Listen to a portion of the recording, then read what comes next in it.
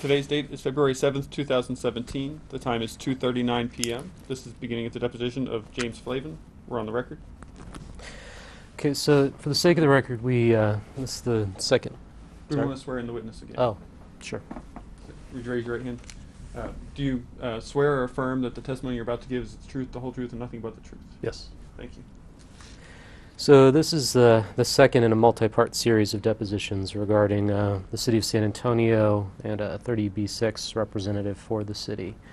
I think the attorneys here have all stipulated that we're going to waive the normal intros to that sequence of depositions.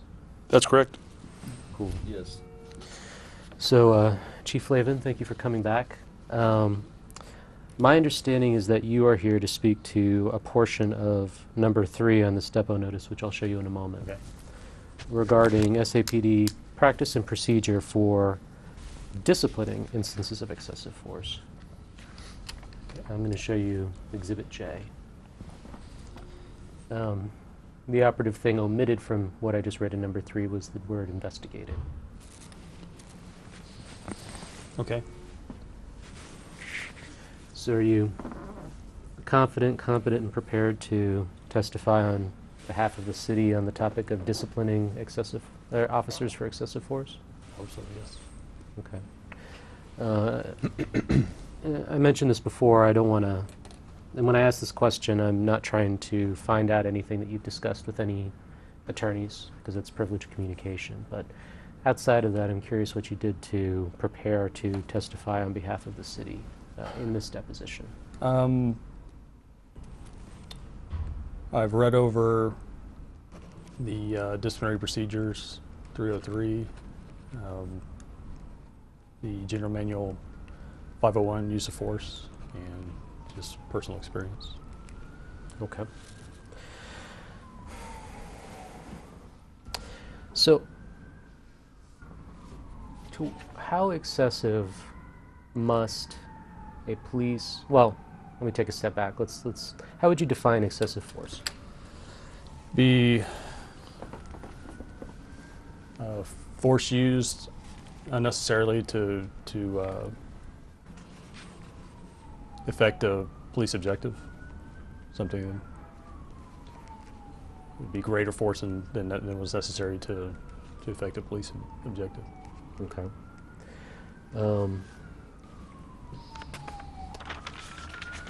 And is there a threshold for how excessive that force must be before an officer can be disciplined for that? That would depend on the situation. It would be hard to make a hard and fast rule. It has to be a certain, if I understand your question, that there would have to be a certain threshold that it would have to exceed before it became excessive.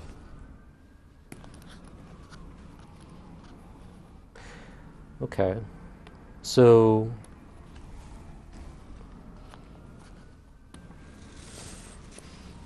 I mean, is there any guidance or practice about how far beyond what was necessary I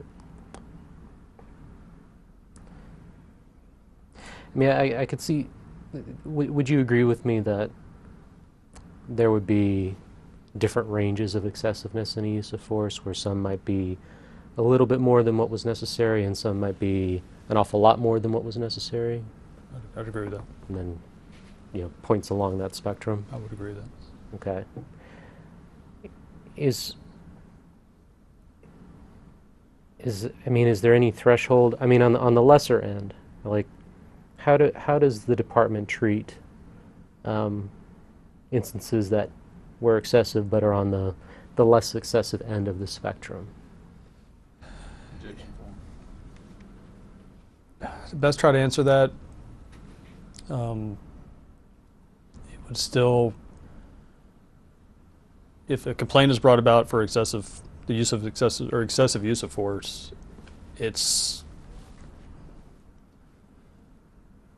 the charge is the same, or the violation is the same for excessive use of force. Now, the degree of excessiveness that could aggravate or could change maybe the outcome. But as far as the charge being brought, I don't think there's really a separation between a little bit and a lot, if that makes sense. I'm not sure if that answers your question or not. It does. My follow-up question would be, you said it might affect the outcome of the charge. How might it affect the outcome? Ultimately, in the discipline method, or the amount of discipline, how serious the offense was, could affect the decision of, or could affect the board's recommendation ultimately. Could it affect the chief's decision ultimately on the punishment? And that's speculating, but that's when you're talking about how degrees of excessiveness, that's what you're basically looking at. So what's the range of potential discipline for excessive force? Nothing to indefinite suspension, I would say. So nothing is a potential outcome of excessive force? Well, let me An rephrase allegation. that. In the event that an officer may have used excessive force, but the department regarded that as not being an extreme, or a relatively minor amount of excessive force, is a potential outcome that they receive no punishment whatsoever? If an officer were to be sustained for the use of unnecessary or excessive force, I can't see it being nothing. No, I would say that there's nothing that says it has to be a certain range of punishment, to my knowledge. I just can't see if an officer was found to be by the board and the chief to have used excessive force. I can't see that to be an option. I guess it could be, but if you're asking for my opinion, no, it wouldn't be.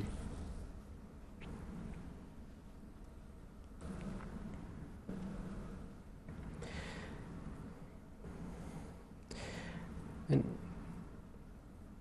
counsel, is this witness here strictly to speak about the practice and procedure of disciplining excessive force, or also the SAPD policy regarding use of force during arrests? That also, area number 1 as well. Okay, I'm glad I asked.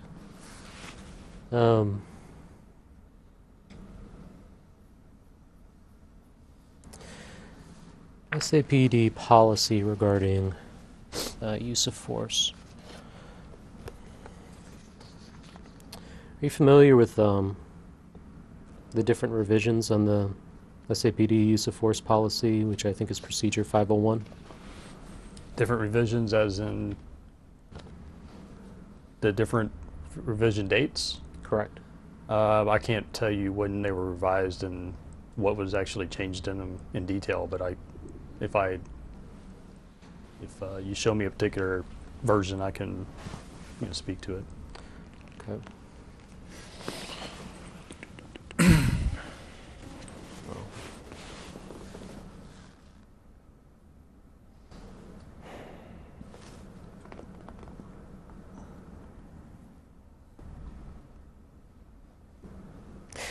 Can you speak to whether the policy with regard to the application of force being conducted in a manner reasonable and commensurate to achieve a level of control that could not otherwise be obtained is a facet of the policy that's changed in recent years? Not to my knowledge, no. That's remained consistent.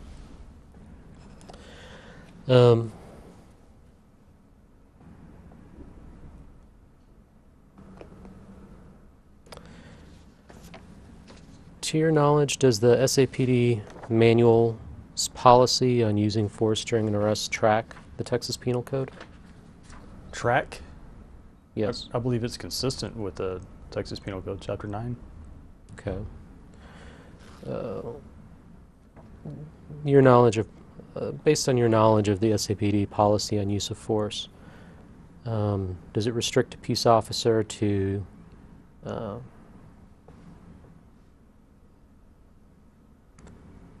using force against another person to the degree that they reasonably believe the force is immediately necessary to make or assist in making an arrest? What you read is sounds like Chapter 9 from the Penal Code. I believe what our policy is consistent with that, yes.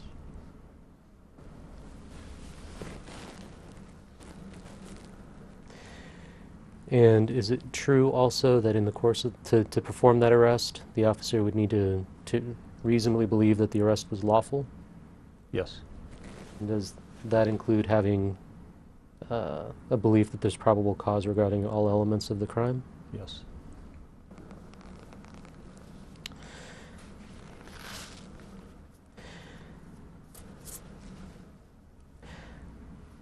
You're right about that being a quote from Chapter 9 of the Penal Code. And I'm not trying to buddy you up, but that's impressive, actually. I don't think that's changed over the last, if it's changed over the last 30 years, it hasn't changed much, because I remember that from cadet school. Nonetheless. But thank you.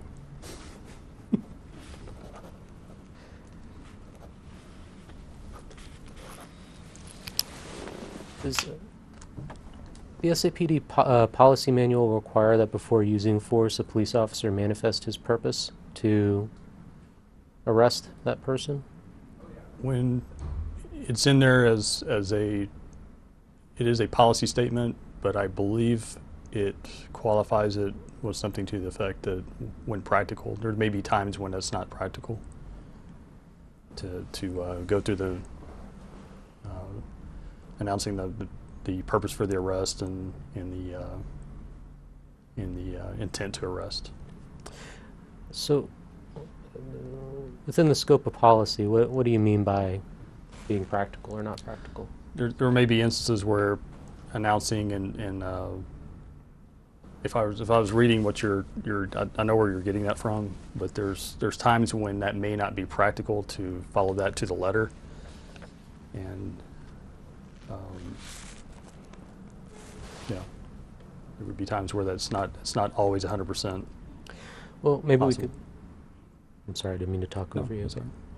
Well, maybe we could start with an example of what might be a situation in which it's not practical to manifest your purpose to arrest before using force. If someone was in the commission of a crime, when the crime is happening, if they're pose a threat to the officer, they're exhibiting violence, if they're maybe a danger to themselves or others, and it's or the officer needs the element of surprise for some tactical reason, there might be reasons, but there may be more. I'm just that's just a few examples of when it may not be practical.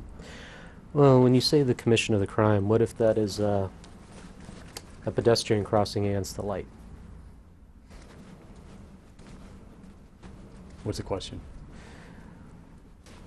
Well, I'll rephrase my question. When you gave the example of a person who, while being in the act of committing a crime, how that might make it impractical to alert the person that, for an officer to alert the person that they intend to arrest them before they begin using force. I was using kind of an extreme example of a person crossing against the light, essentially a jaywalker, who may be in the commission of that crime at the moment that the officer sees them. Is that something, a moment that could be impractical to alert them that you intend to arrest them? That would be a good example. No. Why? I'm thinking more, I'm not going to answer your question directly, I'm going to answer it. I'm thinking more when I make that statement in something like an armed robbery, or someone's in a stolen vehicle in a car chase, something like that. Or there's times, to add to that, there's times when the officer's intent's very clear without the officer announcing that he or she intends to make an arrest. If the example I just used, if someone's in a stolen car or involved in a bank robbery and there's a car chase, something like that, the intent's pretty clear up to that point that the officer's attempting to stop that person. So I think I may be hearing two different things, but correct me if I'm wrong. You gave the example of an armed robbery and fleeing in a motor vehicle, correct? I mean, those two examples involve elements of danger and perhaps the risk of evasion and escape. Mm-hmm. Um, are those, I mean, the elements that you're thinking of primarily when it comes to practicality? That's maybe will be one element of when it may not be practical to announce. And you used the terminology you used wasn't the officer's announcing his intent. It was another. Manifesting, manifesting his purpose. So that is that semantics for announcing his intent to make the arrest, and that's what I'm taking from that. Is the language from the statute. I'm curious about how that's interpreted in SAPD policy. The statute, CCP, or is that from Chapter 9? Chapter 9 of the Chapter Penal 9. Code. Before using force, the officer manifests his purpose to arrest. That's, in my opinion, that's consistent with announcing his intent, his or her intent to make an arrest.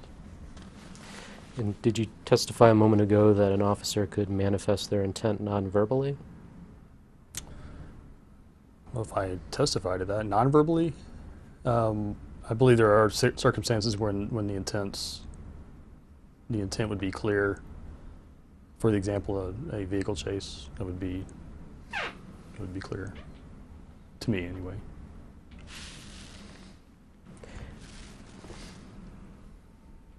Are there any other examples where the policy might permit that?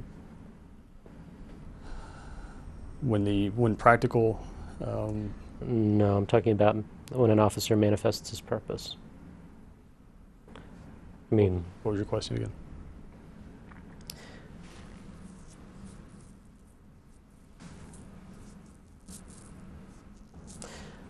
well, let me take a step back.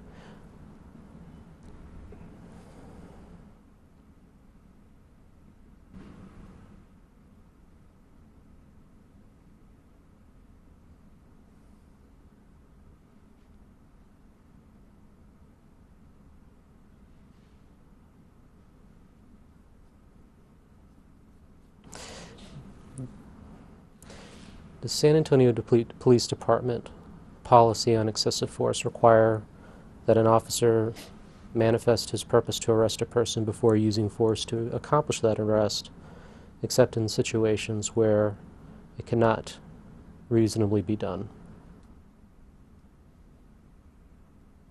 Okay. Does it permit that? Does it permit them? My question is, does San Antonio Police Department policy require that an officer manifest their purpose to arrest a person before using force to make that arrest, except in situations where it would be impractical to manifest their purpose first? I'd agree with that.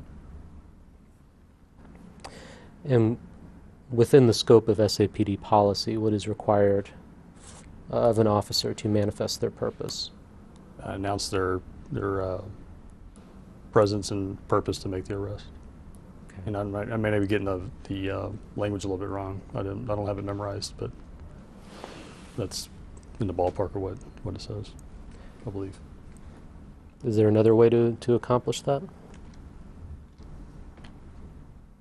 Objection form. To accomplish. My original question was about how what SAPD policy required in order for an officer to do in order to satisfy I think my original question was what an SAPD officer would need to do in making an arrest in order to satisfy the requirement they manifest their purpose first. You gave one example. I'm curious if there are other examples of how an SAPD officer could satisfy that requirement of manifesting their purpose. I can't think of any other than verbally announcing or verbally advising the person that they were going to arrest what their intent was. I see.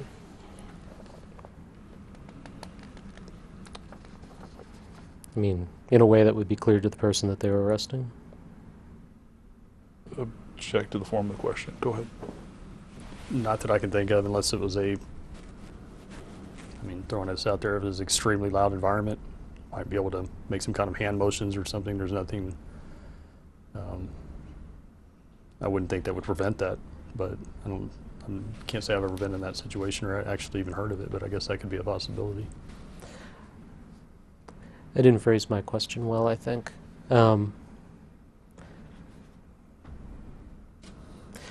mean, within the scope of SAPD policy, would it be fair to say that the purpose of manifesting one's purpose to arrest is to convey to the listener that they are about to be arrested for having committed a crime? Verbally, yes, I believe so. That the arrest is imminent? Put that way, yes. I agree with that. Okay.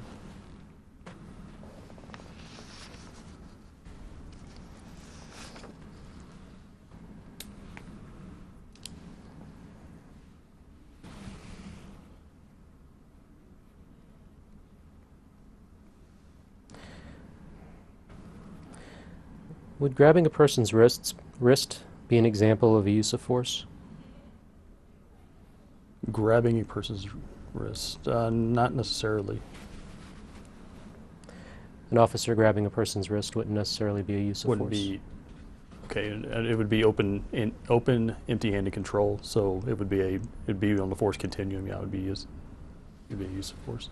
I'm sorry, I was thinking of what would be necessary to require a use of force report. But yes, it'd be a form of force. Grabbing a person's wrist. Yes.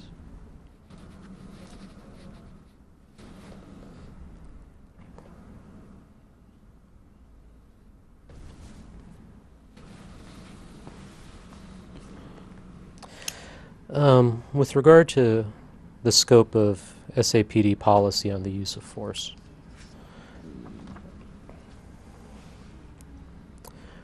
when would it be permissible to use empty-handed strikes against a person whom you as an officer are trying to put into handcuffs? At what level?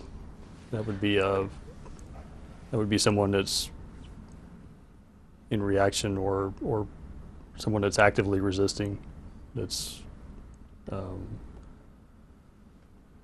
is creating a threat or showing violence against the officer, displaying violence against the officer.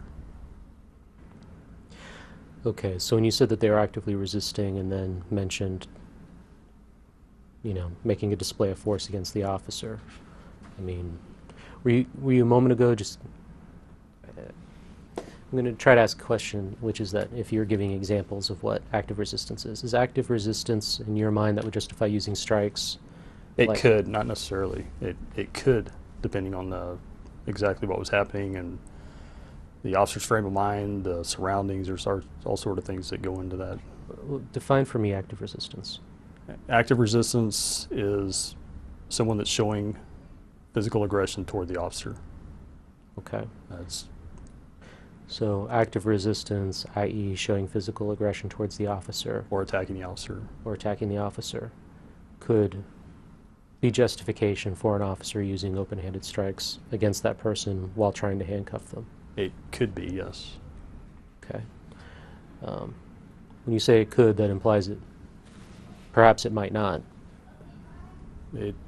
Like I said, there's situations that it doesn't automatically give. There's no green light that goes on. It would depend on exactly what kind of a resistance or active resistance a person's showing. There's multiple things that go along with that. Within the scope of SAPD policy on use of force, what about a situation where an officer was trying to handcuff someone, but that person was strong enough that the officer was having difficulty moving their arms, that the person wasn't attacking them, they're simply strong enough that the static contraction of their muscles was difficult for the officer to overcome? In that situation, does SAPD policy permit open-handed strikes against major muscle groups, for instance? Strikes, not in my opinion, no. Okay. You're describing passive resistance, which is more open, empty-handed control techniques. And so what sort of empty-handed control techniques would be permitted in that situation? Trying to manipulate, trying to get their hands or arms behind, manipulate their arms, joints, hold them against something, trying to control them, basically to get them handcuffed, but does not permit a level of force above that, just on passive resistance.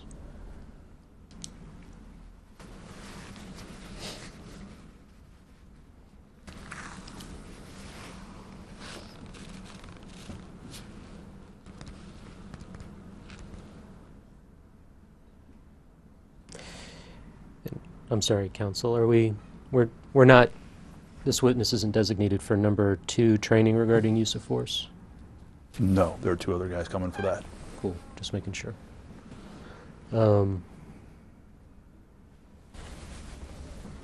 Going back for a moment to SAPD practice and procedure for disciplining excessive force cases. Correct me if I'm wrong, you've testified both that SAPD policy would require an officer to manifest to a person he was going to arrest his intent to arrest them before using force on that person unless there were circumstances that made that impractical. Is that correct? Yes. You've also testified that grabbing a person's wrist would be a use of force, correct? Be a form of force, yes. And so if a SAPD officer then were to grab a person's wrist without first manifesting to them their intention to arrest, and there were not circumstances present that made that impractical, then what's the scope of potential discipline for that? I actually have never heard that particular scenario come up. With described as you say it, though, it could be. I have no idea what the potential to and from would be, but if there was found to be if that was found to be a violation, there could be anything from, like I said earlier, nothing. If they're found to be sustained on a complaint, it could be anywhere from. I'd be guessing anywhere from a counseling up to some form of suspension, depending on the seriousness, I would think. But that's pure speculation because I've never seen that come up.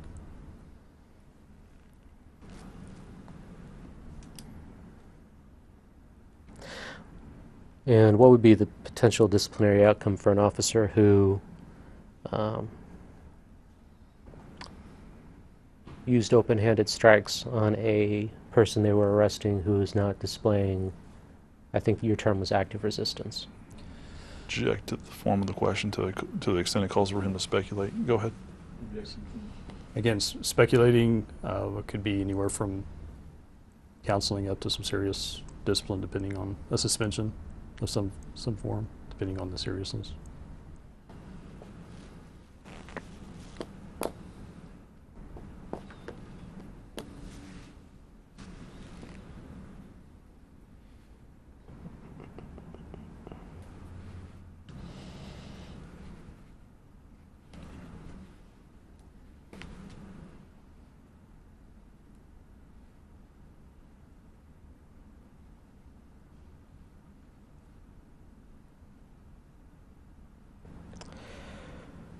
Okay, with that I pass the witness. I'll reserve my questions until trial. We'll reserve our questions until the time of trial as to this witness and to this area. The time is 3:08 p.m. We're off the record.